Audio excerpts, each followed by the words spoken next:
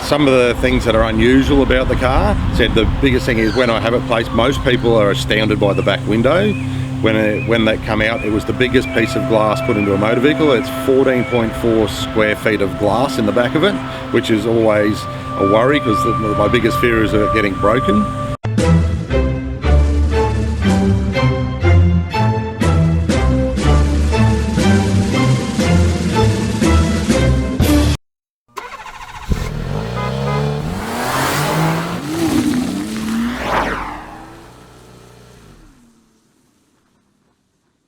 I'm Paul Wallace. This is my 66 Plymouth Barracuda.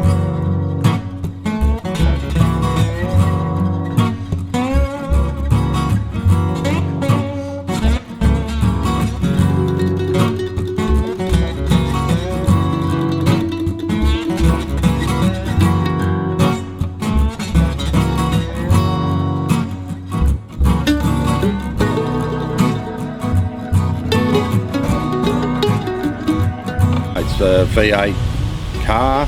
I've had it for 5 years now. When I bought it, it was in undercoat, so I've had it painted and done my own touches to it. The car is fitted with a 360 V8 and it has fuel injection, has traction rods on the back. It has a Falcon diff that's been modified. The car, I've always wanted one. I saw one when I was a teenager and it had a broken back window and I was just scared I'd never find another one, and I'd never find a window for it, so I passed up on that one, and this one came up. A friend of mine had bought it for his son who went back to America, so he offered it to me, and my wife told me, buy it, and you never argue with your wife when she says buy a car. So I bought the car, and it's been a slow process, and I'm still working through making it my own by the little touches I'm doing to it.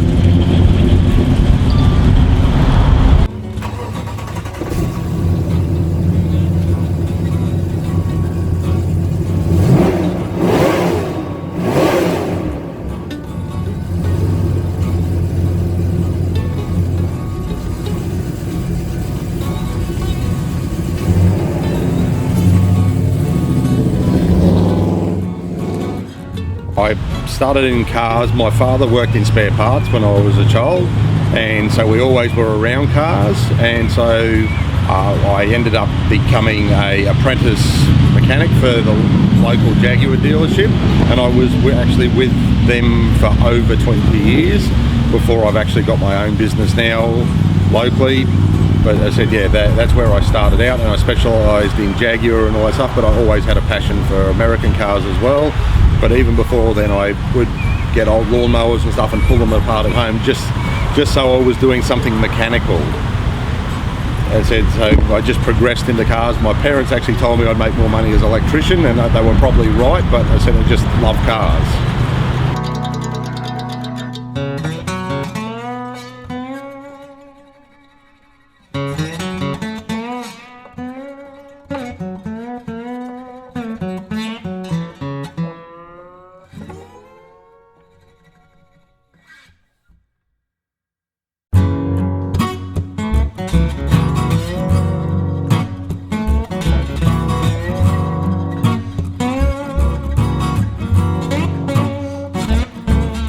Some of the things that are unusual about the car, said the biggest thing is when I have it placed, most people are astounded by the back window.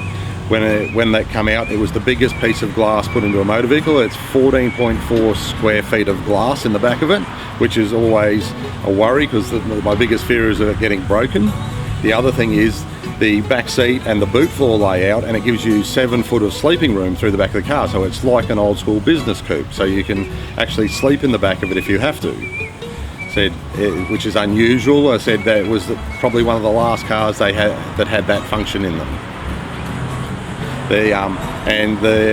I've built it to look like probably an old school 70s muscle car. The traction bars are more to keep that appearance and stuff, but they are designed for racing. When you accelerate, the traction bar pushes into the bodywork, pushing the spring and the back wheel into the ground for better traction for acceleration.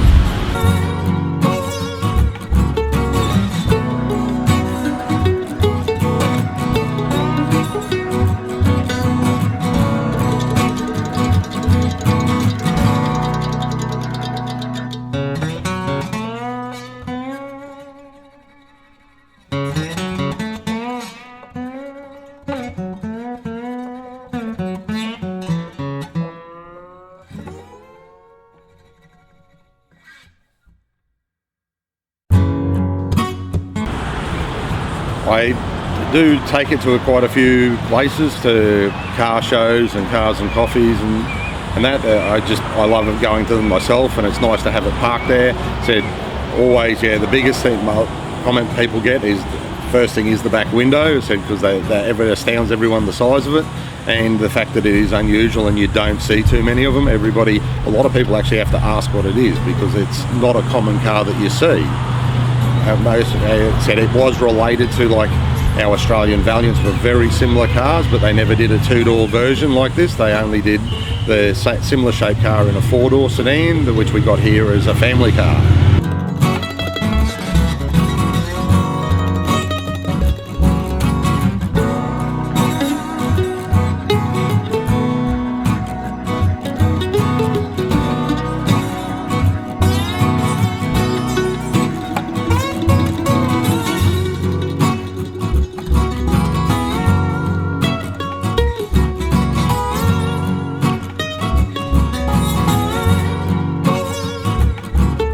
Car always draws attention. When I'm travelling, if I'm travelling down the highway, you always get people tooting, thumbs up, waving, or they'll pull up and say, "Nice car." They said it does attract, the attention from the point of view that it is unusual, and most people love the fact that it's something different that they don't see all the time. So I do get a lot of comments on that it is unusual.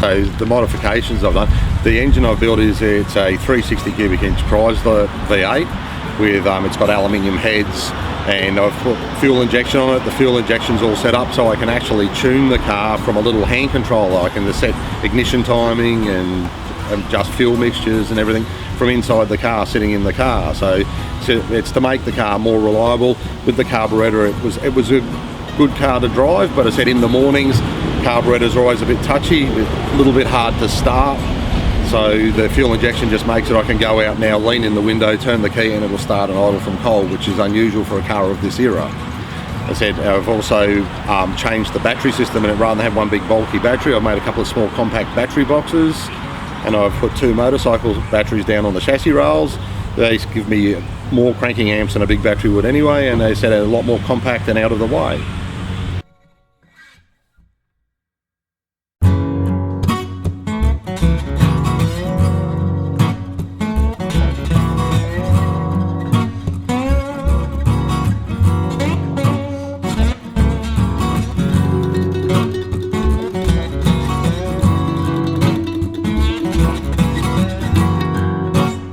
I've had a good selection of different cars. I've started off, I think my first Chrysler was a Chrysler by Chrysler, which I had when I was a teenager.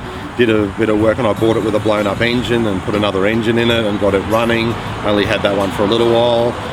And then I've had a succession. I've had quite a few Tiranas. I've had a LC GTR Tirana. I've had a couple of LH Tiranas.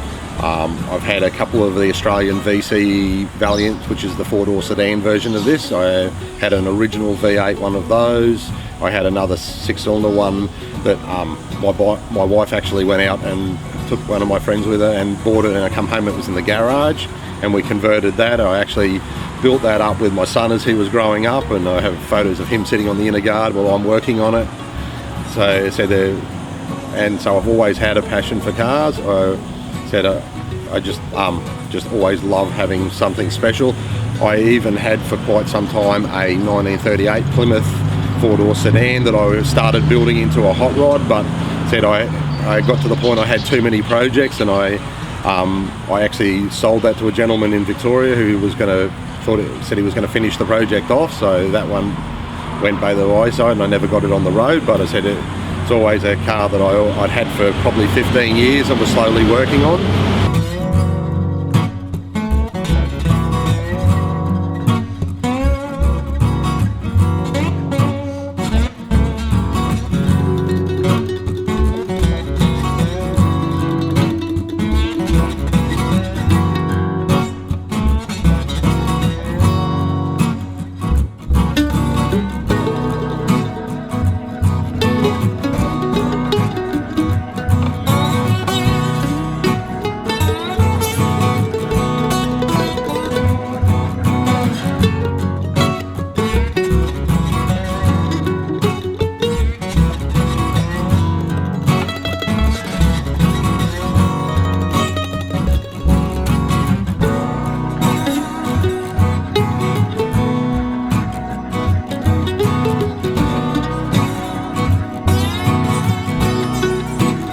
My son's also followed me with the interest in cars. He also has a 1966 Dodge Dart and a 1967 Valiant station wagon.